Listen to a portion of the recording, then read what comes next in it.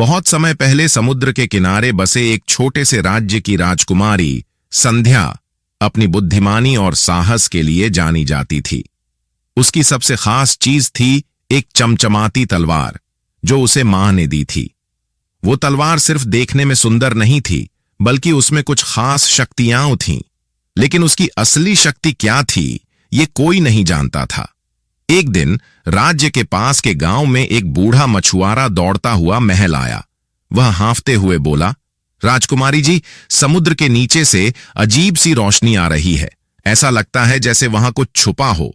लेकिन हर बार जब कोई गोता लगाने की कोशिश करता है तो कुछ अदृश्य ताकतें उसे वापस फेंक देती हैं। संध्या को यह सुनकर हैरानी हुई।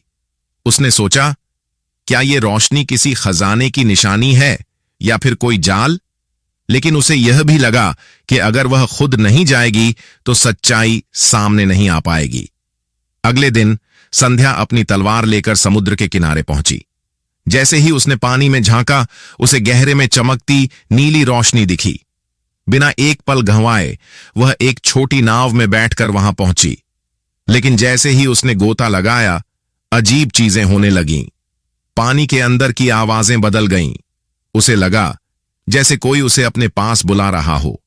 गहराई में जाते ही उसे एक विशाल गुफा दिखाई दी, जिसके दरवाजे पर जियोड़ की तरह चमकते हुए नीले पत्थर जड़े हुए थे। वह दरवाजा खुद ब खुद खुल गया। अंदर जाने पर उसे ऐसा लगा जैसे वह किसी और ही दुनिया में आ गई हो। वहां एक झील थी जिसमें रोशनी का झरना गिर रहा था। लेकिन झील के बीचों बीच एक ऊंचा सिंहासन था जिस पर कुछ लिखा हुआ था।